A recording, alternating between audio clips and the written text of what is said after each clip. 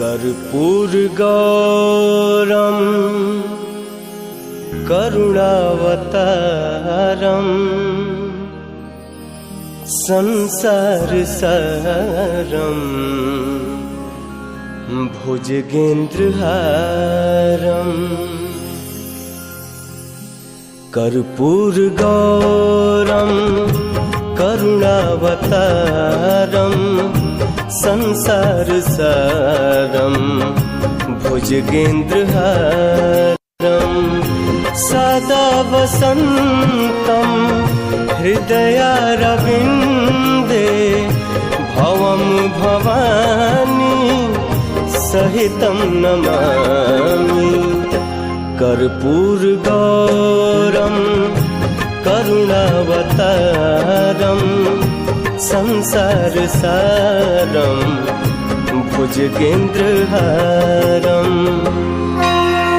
शुंभ शुंभ गर्जनी प्रचंड मुंड खंडनी वने रणे प्रकाशनी भजामि विंध्यवासिनी भजामि विंध्यवासिनी भजामि विंध्यवासिनी त्रिशूल मुंड धारिणी धरा विघात हारिणी गृहे गृहे निवासिनी भजामि विंध्यवासिनी भजामि विंध्यवासिनी भजामि विंध्यवासिनी दरिद्र दुख हारिणी सदा विभूति कारिणी वियोग शोक हारिणी भजामि विंध्यवासिनी भजामि विंध्यवासिनी भजामि विंध्यवासिनी सत्सुलोल लोचनम लतासनम वरम प्रथम कपाल शूल धारिणी भजामि विंध्यवासिनी भजामि विंध्यवासिनी भजामि विंध्यवासिनी।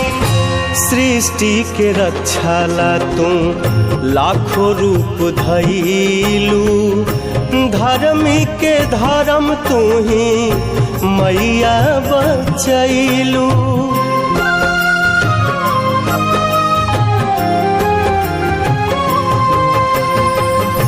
सृष्टि के रक्षाला तू लाखों रूप धइलू धर्मी के धर्म तू ही मैया बचैलू।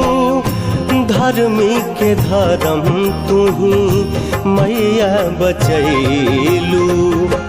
गुणगान तो हर करे भोले शंकर शीस झुकावे सृष्टि के स्वामी सदा वसन्तं हृदयारविन्दे